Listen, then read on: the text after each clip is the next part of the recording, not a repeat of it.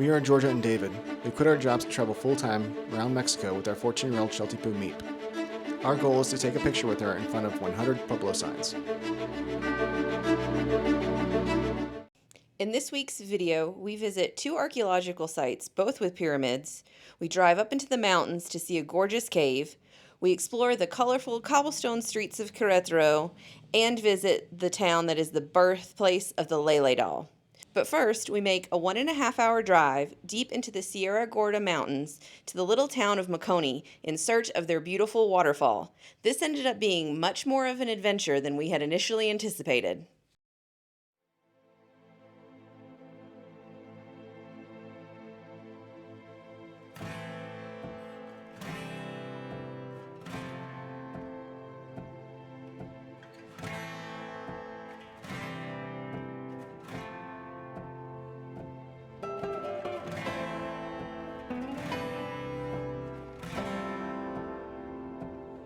The views during the hike were impressive, and we even came across a crow who could say his own name.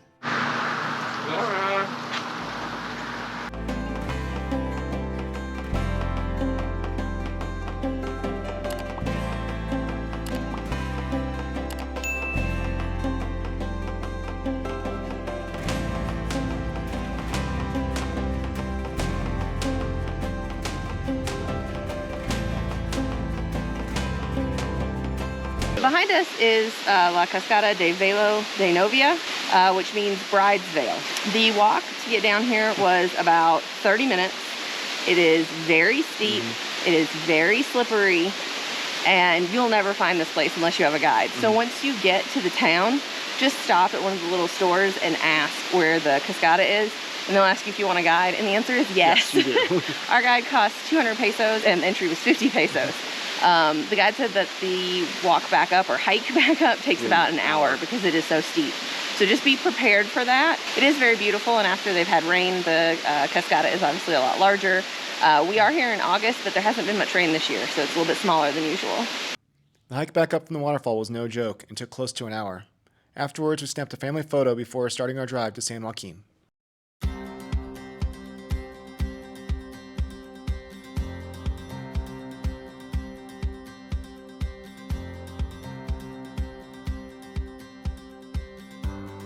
It took another 30-minute drive to get to San Joaquin, and once we arrived, we were absolutely starving. So we popped into a little hole-in-the-wall carnitas joint, and wow, was it impressive. Handmade tortillas, homemade salsa, and super juicy, tender carnita meat. We loved it. After lunch, we went to find the town's letters, which were supposed to be in this park. Meep loved the stroll, and eventually we ran into a couple who were able to give us the actual new location of the town letters. Hey, Meep. Do you like the park? Is it a good park? It's just an okay park. There are other dogs off leash, and we don't appreciate that, do we? Someone's antisocial.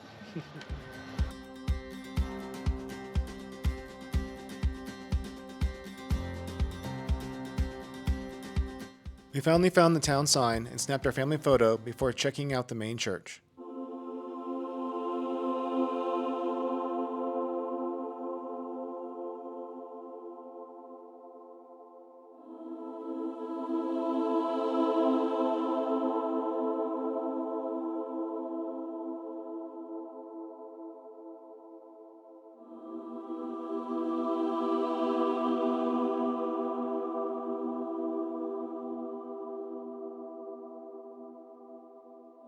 Since the hike to the waterfall took so long, we weren't able to do all the things we had planned, so we returned to San Joaquin a couple days later.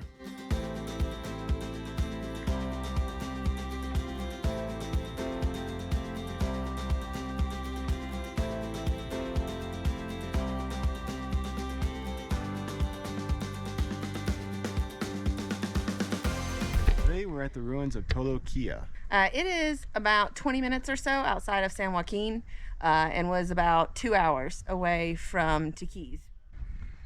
So if you decide to come to this pyramid, you'll probably think you've turned the wrong way. There's a blue sign, and it tells you to come down this little 1-lane dirt road. That parts of it are kind of paved, as you can see, but it definitely feels like you're going the wrong way. But here's the sign that says that we are at the archaeological zone.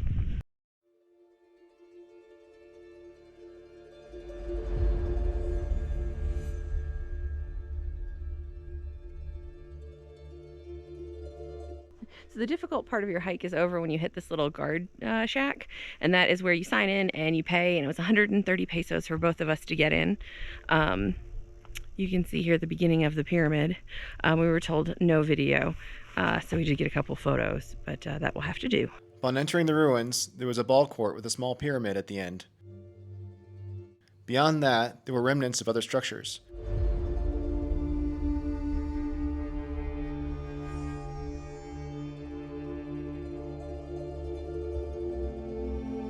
And further in, there was a larger ball court and pyramid.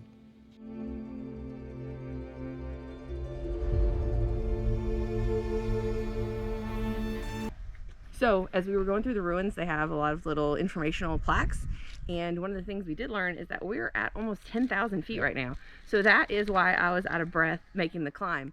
It wasn't a difficult climb. It was fairly steep. You do gain some elevation, but it's mostly paved and was infinitely easier than the waterfall we did the other day. Oh yes, God yes. So this is the road both in and out of the ruins. So number one, you will probably think you're going the wrong way. You're not. And number two, you have to really hope that no one else is coming in the opposite direction, because this is definitely not room for two cars. The good thing is that the entire time we were at the ruins, there was only one other person there. So I think your chances of hitting oncoming traffic are pretty low. We are now at the Grutas, which are just outside of San Joaquin, just like a kilometer or two.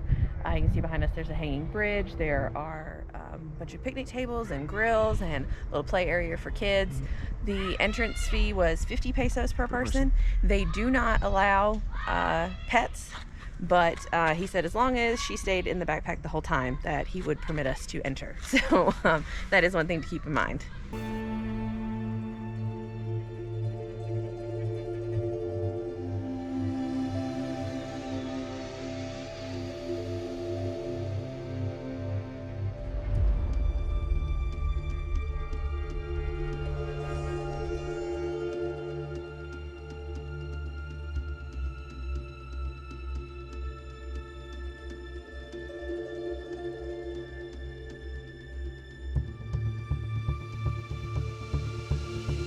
We've just gotten to the end of the path in the cave, and it is so awesome.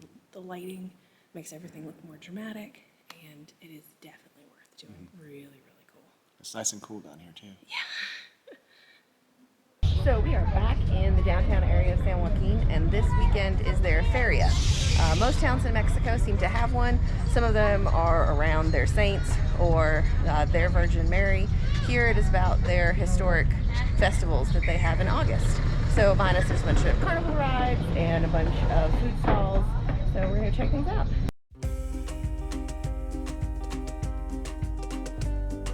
There are a lot of stalls selling homemade crafts. Unfortunately, we don't have any place to put things like this.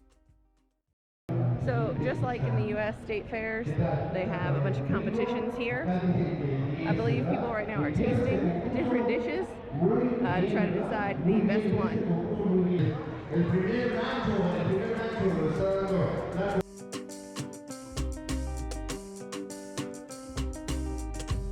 There were also tons of stalls selling different kinds of food, most of which looked amazing. In the end, we opted to return to the Carnitas restaurant, and we were not disappointed.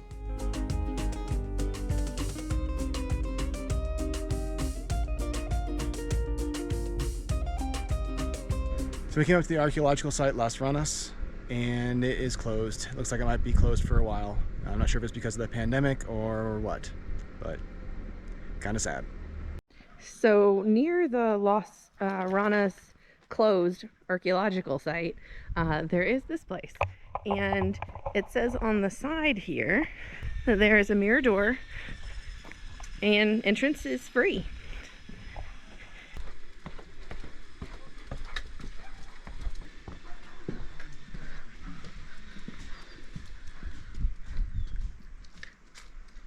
This is a pretty impressive view. After another great day in San Joaquin, it was time to take the winding road back to Tequis.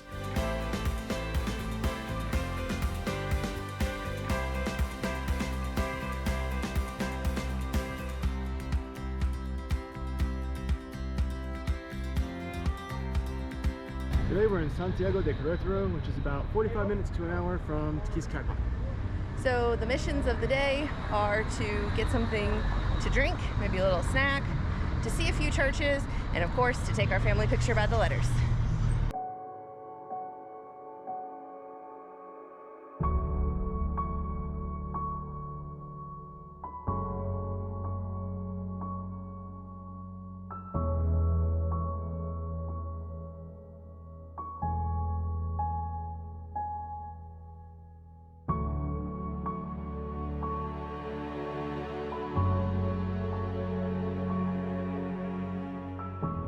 We walked all the way across Centro to Plaza Mariano de las Casas, where the Queretaro sign normally is. Unfortunately, this day, it was nowhere to be found.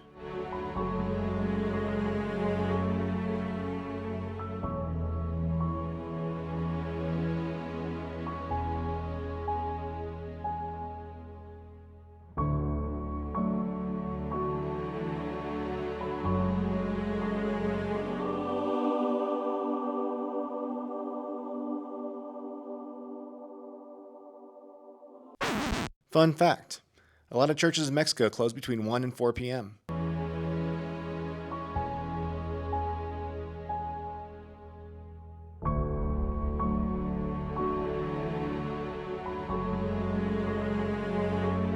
Queretaro is decked out in green, white, and red for Mexico's Independence Day, which is only a few days away.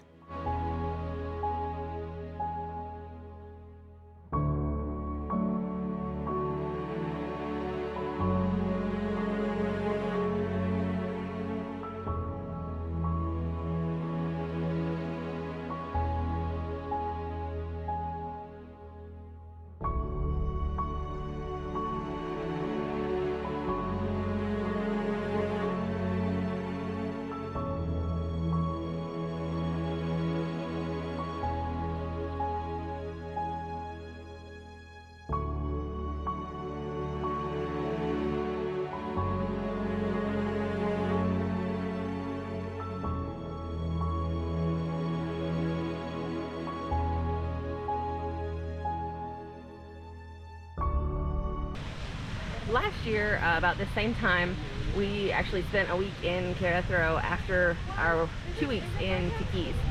So we ate a lot in this town and we saw a lot.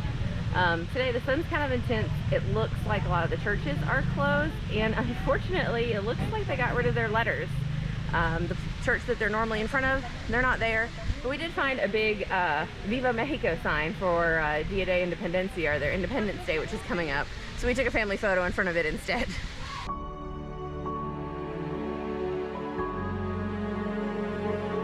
Lucky for us, one of the main churches was open, and we were able to go inside.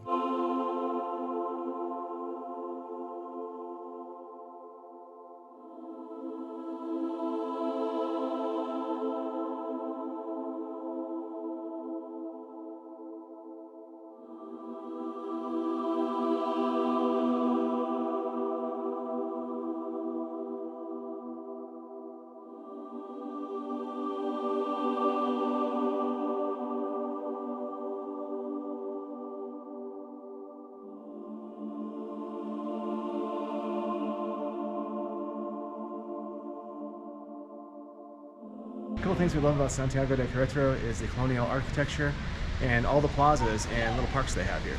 There's so many churches and they're very picturesque. Our next stop was to see Los Arcos. This aqueduct is one of the largest in Mexico.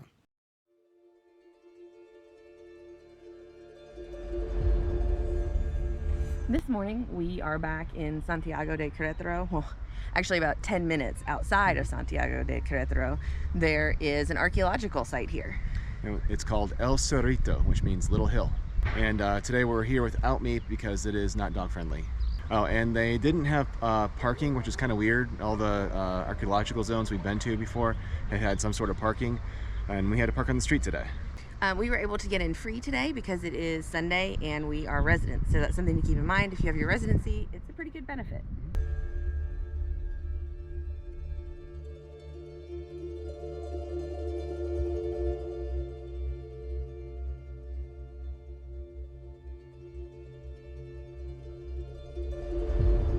So right over there is the obsidian altar. It has a bunch of very cool like cactus trees on it, and I may be wrong, but I think that these trees are the ones that grow garambuyo, which is like a little berry, and it tastes a lot like blueberries. I tried it in the ice cream when we were in Dolores Hidalgo, and I thought it was quite delicious.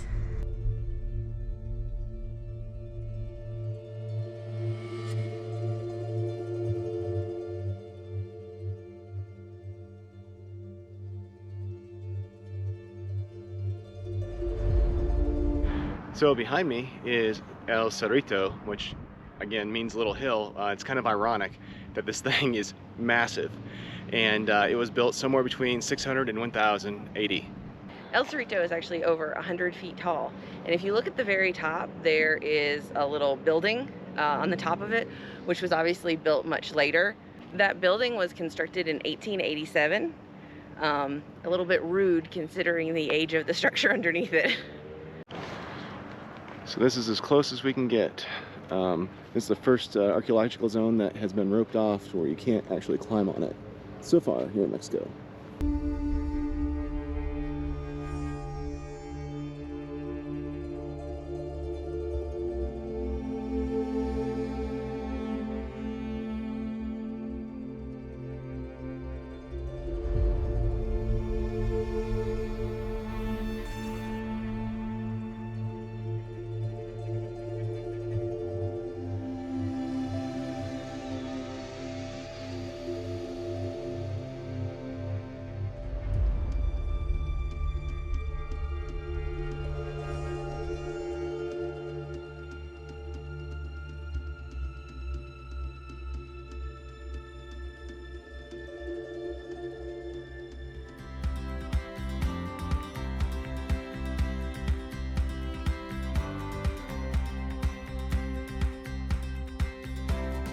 Alright, so today we are in the Pueblo Magico of Amealco, which is about an hour drive from Quisquiapan.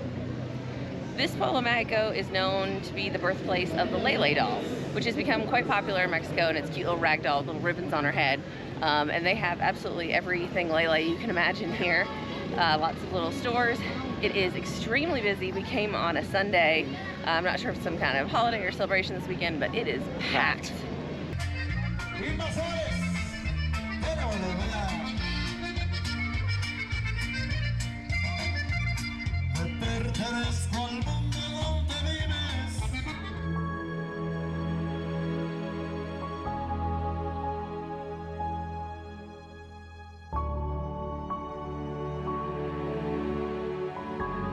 We took a quick walk around the square before visiting the Parroquia de Santa Maria.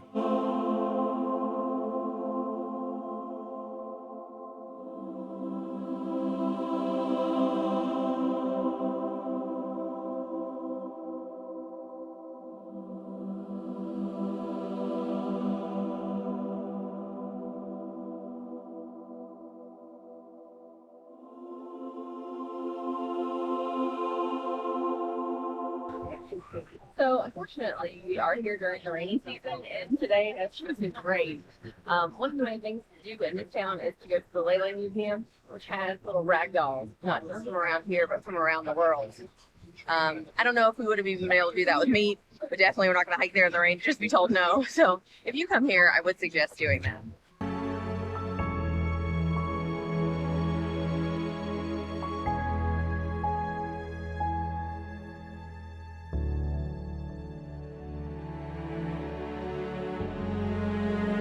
We waited for the rain to pass, but it never did. We had to settle for elotes before grabbing our wet family photo in front of the Pueblo sign. As always, if you liked this video or found it helpful, please like and subscribe, and if you have any questions or comments, please leave them below.